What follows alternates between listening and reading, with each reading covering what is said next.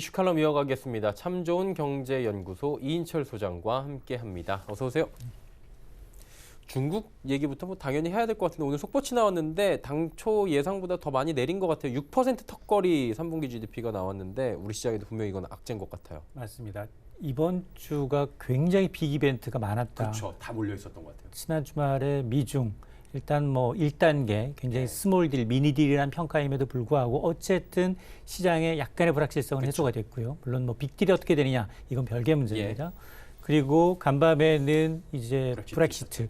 브렉시트도 사실은 3년여 넘게 또 연장되겠지. 약간 좀 지겨워할 지겨워할 때쯤 되니까 또 그나마 물론 뭐 영국 의회라는 변수가 남아있긴 합니다만 EU 정상들과는 합의를 이끌어냈어요. 근데 우리나라한테 더 큰 문제는 중국입니다. 그렇죠. 중국의 성장 속도가 어떻게 되느냐를 봤더니 3분기 지금 6.0%예요. 근데 이 추세선을 좀 보게 되면 1분기가 6.4예요. 2분기가 6.2, 3분기가 6.0. 0.20 팍팍 떨어지네요. 그렇죠. 근데 그러면 4분기에 만에 하나 5.8%까지 떨어지게 되면 이게 큰 그림에서 보면 물론 중국 정부가 제시하고 있는 올해 연간 전망치를 밴드로 제시를 했어요. 6.0에서 6.5는 맞출 수 있어요. 그렇죠. 평균 한 6.12 정도, 이 정도 나오겠죠. 맞출 수는 있는데 그게 불과 1년 사이에 거의 0.8%포인트 떨어지고 있다는 겁니다. 그 속도, 기간, 1년여 만에 그 정도 속도라면 이건 경착륙 아니야? 라는 우려가 나올 수 있거든요. 너무 급하게 경기가 침체되는 게 아니냐라는 우려를 나올 수 있는데 지금 미국과 중국이 1차적으로 이제 스몰 딜에 합의를 했지만 너무나 민감한 문제들이 지금 숙제로 남아 있어요. 파웨이 문제도 그렇고 그렇습니다. 많잖아요. 그러다 보니까 지금 중국이 제조업 좋지 않죠. 그리고 여기에다가 중국은 지난해 8월 발생했던 아프리카 돼지열병 아직도 확산 일로에 있습니다. 내수 소비까지 위축될 조짐을 보이다 보니까 지금 중국의 데이터만을 놓고 보면 결코 안심할 단계가 아니다. 그리고 올해가 문제가 아니라 올해가 뭐 중국의 목표치를 뭐 어느 정도 예상치에 부합한다 하더라도 내년이 이 상태가 지속이 되면 더 어려워질 수 있다. 그러면 내년 1분기로 가면 6을 보지 못할 수도 있다는 얘기거든요. 그래서 이런 이제 우려감 때문에 오히려 아시아 시장에서는 이제 중국을 윗수로 해서 약간의 이제 조정 양상을 보이고 있습니다. 근데 이게 결국에는 미국도 지금 지표들이 안 좋게 나오고 있잖아요. 실제로 뭐 고용 제외하면은 미국 좋은 거 하나도 없는 것 같고 솔직히 얘기해서 중국은 더 심각한 것 같습니다. 내상 다 입고 있는 거라고 지금 보는 건데 그럼 이제 중국 쪽이 더 위험하니까 여쭤보면 실적도 안 좋고 전망도 안 좋잖아요. 이거 맞습니다. 언제까지 이게 좀 이어질지 관측하기는 어렵겠지만 어때요, 이 부분은? 굉장히 많이 어렵고요. 중국은 지금까지 이제 버티고는 있습니다. 이제 관세 폭탄으로 인해서 더 많은 비용을 지불하는 걸 좀 정부 차원에서는 감세죠. 감세를 추진하고 정부가 돈을 이제 뿌리면서 계속해서 막고는 있는데 그러나 이제 중국 기업들의 이제 실적을 놓고 보면 거의 둘 중 하나는 실적이 예년에 비해서 좋지 않다라는 겁니다. 자, 그러다 보니까 미중 무역 전쟁이 정말 부분적 합의에 그치지 않고 빅딜이 나오지 않은 이런 리스크가 지속되는 한 중국 기업들의 성장 정체는 지속될 수밖에 없는데요. 지금 블룸버그에 따르면 이제 올해 3분기 실적 전망을 공개했던 1,200여 곳의 중국 기업들의 실적을 보니까 44%가 1년 전에 비해서 전보다도 실적이 악화되고 있다라는 겁니다. 이런 상황이 계속해서 이어지면 지금 뭐 중국 경제 전반에 걸쳐서 경기 둔화의 고통, 특히나 이제 제조업 경기가 세계의 공장이 좀 식어가고 있다라는 판단 때문에 그럼 이게 언제까지 이어질 거냐? 이게 결론은 누가? 미국 트럼프 대통령이 키를 쥐고 있다는 겁니다.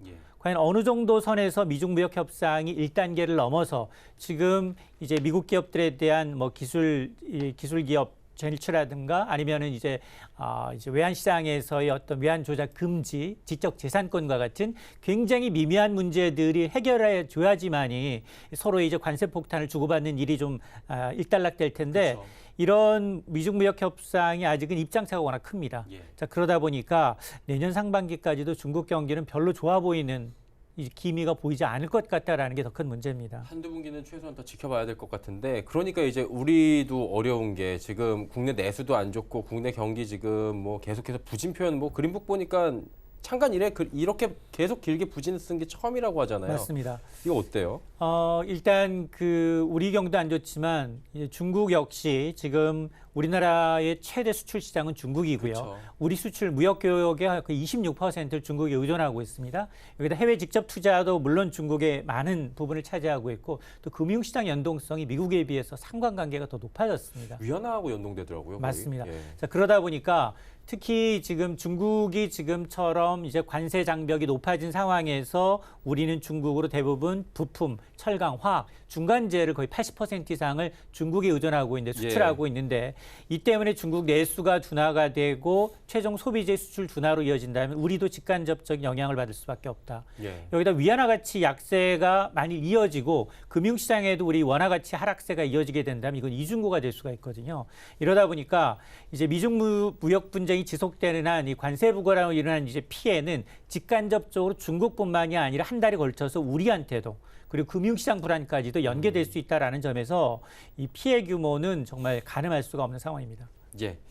그리고 이제 미중 간의 무역 분쟁도 굉장히 이번 주에 큰 문제였고 중국 GDP 오늘 속보가 나오면서 이야기를 좀 해봤는데 간밤에 있었던 브렉시트 부분도 좀 해야 될 것 같습니다. 이야기를.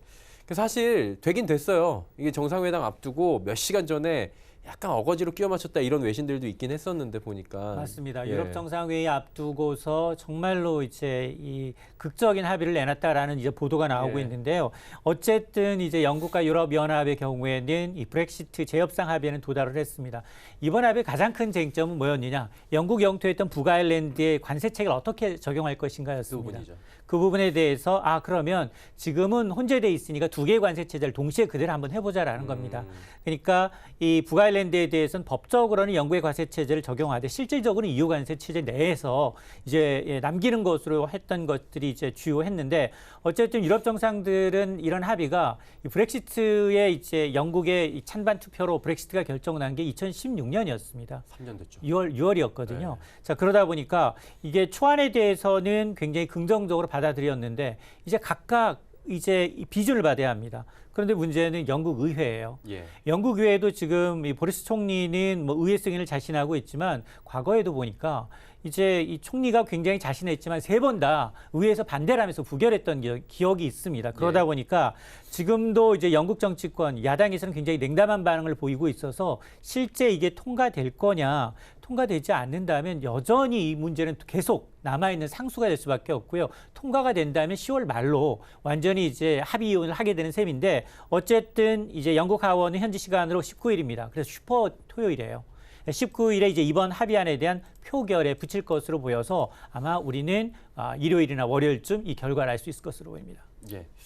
일단은 뭐 불확실성은 여전히 또 남아 있는 거고요. 일단 오늘 숨 돌린 거잖아요. 그러다 보니까 지수에는 큰 영향이 아직까지는 없는 것 같은 상황인데 국내로 이제 돌아와 보도록 하겠습니다. 한국은행 금통위도 있었어요. 수요일에 뭐 내릴 것이다라고 했는데 결국엔 내렸고, 그러니까 이주열 총재의 말이 좀 오묘했던 게 내리고 싶지 않아 하는 것 같아요. 사실은.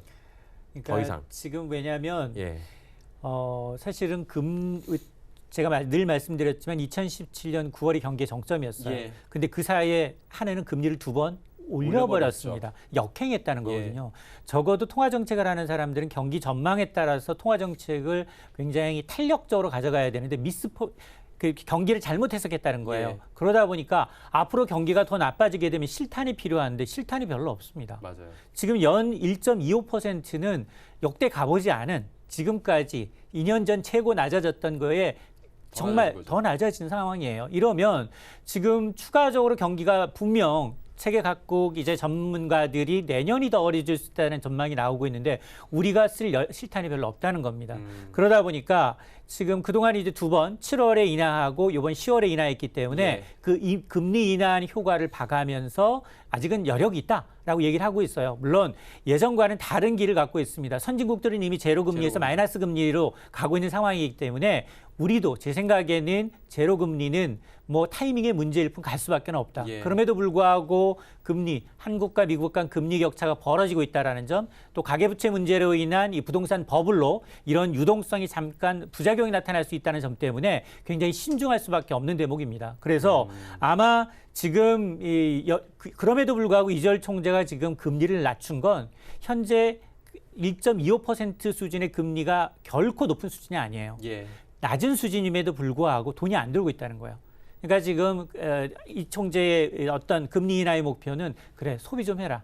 대출을 받아가든 소비자들이 소비를 좀 해주고 기업들이 투자를 좀 하라라는 얘기인데, 근데 이제 미래에 대한 불확실성 때문에 기업들이 현금을 쌓아놓지, 유보금을 쌓아놓지 절대 설비 투자를 하지 않고 있습니다. 설비 투자가 지금 최장기 하락이에요. 그러다 보니까 어제 지금 경제부총리가 G20 회담에서 부재인 상황에서도 문재인 대통령이 직접 경제관관 회의를 소집할 정도로 물론 이호승 경제수석이 뭐 상대적으로 선방하고 있다라고 얘기하고 있지만 실질적인 내부 긴장감은 굉장히 크다라는 겁니다. 아마 이게 이제 유동성의 악순환이라고 하는데요. 이게 소비와 투자로 이어지지 않으면 이게 투기적 자산이 돼서 오히려 부당손적으로 옮겨갈 소지가 더 커요. 그러니까 이런 부분의 리스크 때문에 하는 이주열 총재 입장에서는 추가적인 금리 인하에 굉장히 좀 인색할 수밖에 없는 상황입니다. 그러니까 고민이 많은 거죠. 예, 금리를 결정하는 그런 어떤 통화 정책의 수장으로서 지금 이도저도 못하는 상황에 빠진. 그러니까 금통위원 7명 가운데 이번 인하 주장은 5명이에요. 그렇죠. 2명이 금리 동결을 주장했어요.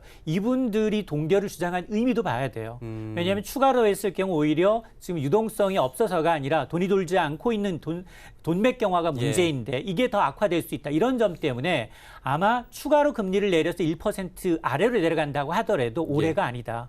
내년 상반기 전후가 될 수밖에 없습니다. 그러면은 지금 완화적인 스탠스는 계속 가져가겠다라고 천명을 했잖아요. 내년에 맞습니다. 내릴 수도 있다는 거죠? 맞습니다. 제가 보기에도 아마 타이밍의 문제일 뿐, 그리고 어제도 문재인 대통령은 재정을 확대해라, 건설 투자, SOC, 굉장히 서민 생활에 민접한 이제 생활 SOC의 경우는 오히려 건설 투자를 확대하라고 얘기를 했거든요. 물론 청와대에서는 과거와 같은 토목 경기 부양을 위한 이 경기 부양을 하지 않겠다, 인위적인 부양을 하지 않겠다라고 하고 있지만 실질적으로 그 속내는 어쨌든 이렇게 지금 1%대로 떨어지는 최악의 상황만큼은 좀 막아보자라는 공감대는 형성되어 있는 것 같습니다. 어떻게든지 투자를 해서 사람들을 움직이게 하고 그 안에서 돈을 풀고 하는, 사실 청와대가 경계하는 건 과거에 비판했던 부분에 대해서 또 똑같이 부메랑이 맞을 수 있기 때문에 조금 이제 선을 긋는 모습들도 맞습니다. 보여지고 있고요.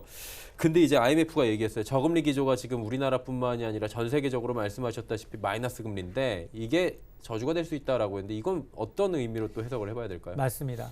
이렇게 저금리 기조가 되고요. 이제 유럽에서는 제로 마이너스 금리예요. 그렇죠. 그러다 보니까 이런 유동성이 과연 어디로 갈 거냐? 투자로 가지 않는다는 거예요. 부실 기업들로 가서 부실한 투자 자산으로 갈 수 있다. 기업 부채가 굉장히 높아지고 있는데 이런 기업 부채의 거의 한 뭐 70% 상당이 위험한 수준에 있을 수 있다라는 경고입니다. 특히나 이제 저개발개발국, 특히나 이제 신흥국 쪽으로 이제 투자가들이 조금 더 수익률 높은 쪽에 찾아서 위험 자산으로 몰리게 되면 이게 오히려 경기에 발목을 잡을 수 있다. 이런 보고서인데요. 이 기업 부채가 전 세계적으로 가파르게 증가하다 보니까 이게 시스템적 오류, 시스템적 위기를 초래할 수 있다라는 건데 지금 채무 불이행이라고 해서 디폴트. 나는 빚지고도 갚지 못할 능력이 있는 이런 기업들이 많은데요. 그런 기업들이 주요 경제권에서 따져보니까 2021년, 앞으로 내년, 내후년에는 19조 달러. 이거 환산이 안 됩니다. 이 경이 넘는 돈이에요. 이 경이 넘는 돈이 이제 부실해질 수 있다라는 건데요. 이게 전 세계 주요 회사채 40%에 해당합니다. 자, 그러다 보니까 이게 오히려 이런 금융 시스템이 취약한 신흥 시장의 불안이 오히려 옛날 위기도 그렇잖아요. 그쵸. 신흥 시장에서의 위기가 다시 선진국으로 전이되는데 마찬가지로 선진 경제권의 금융 안정성에도 빨간불이 될 수 있다라는 경고입니다. 그때 IMF 때가 그런 거였죠? 맞습니다. 뭐 저 아시아권에서 채무 돌리다가 결국에는 막혀가지고 선진국 쪽으로 갔었고 리먼은 선진국이었고. 맞습니다. 참 어렵습니다. 그러면 이제 궁금한 게 내년이나 후년에 더 어려워질 수 있다라는 부분에 대해서 IMF가 대놓고 경고를 하는 거라고 저희는 시청자들은 받아들여도 되는 겁니까? 쉽게? 맞습니다. 이게 왜냐하면 이 일본의 경우에도 우리는 일본이 잃어버린 20년을 겪었고 우리가 만일 똑같은 이제 경기도 굉장히 둔화되는 상황에서 물가까지 떨어지는 걸 하게 되면 우리는 못 견뎌요. 일본은 부자들이 많습니다. 자기 자산이 많아요. 내수도 괜찮잖아요. 그렇습니다. 내수로 버틸 수가 있지만 우리는 버틸 수가 없거든요. 그러다 보니까 지금 뭐 S&P든 내년에 우리 경제가 2% 미만으로 떨어질 수 있다라는 경고가 나오는 대목이 바로 우리가 할 수 있는 재정과 통화 정책을 합해서 시너지를 낸다 하더라도 막을 수가 없는 구조적인 문제가 있고 특히나 지금 IMF에서 경고하고 있는 것처럼 만에 하나 이런 자산이 위험 자산 쪽으로 움직이거나 우린 특히나 이제 부동산 불패라는 아주 심리가 있거든요. 문제죠. 맞습니다. 네. 지금까지 보면 아니 주식 투자에도 별로 수익률이 높지 않았어? 펀드 안전하다고 투자했는데 일부 펀드의 경우 원금 100% 손실나? 예. 이렇게 하면 갈 곳이 없다는 겁니다. 그러다 보니까 이제 굉장히 부동산 쪽으로 오히려 이제 불쏘시개가 될 수 있다라는 부분이 유동성이 과거 이제 일본처럼 저금리가 되면 다시 그래도 은행에 예금하는 게 아니라 우리는 그 유동성을 부동산 쪽으로 가져갈 이 부작용 때문에 이제 통화 정책, 재정 정책의 확대가 과연 이게 경기 부양용이 될 것인가 아니면 오히려 투기 요인이 될 것인가의 이제 요인에 이제 우리가 초점을 맞출 필요가 좀 있어 보입니다. 하늘이나 기재부도 참 고민이 많겠어요. 맞습니다. 예, 오늘 말씀 여기까지 듣겠습니다. 이인철 소장이었습니다. 고맙습니다.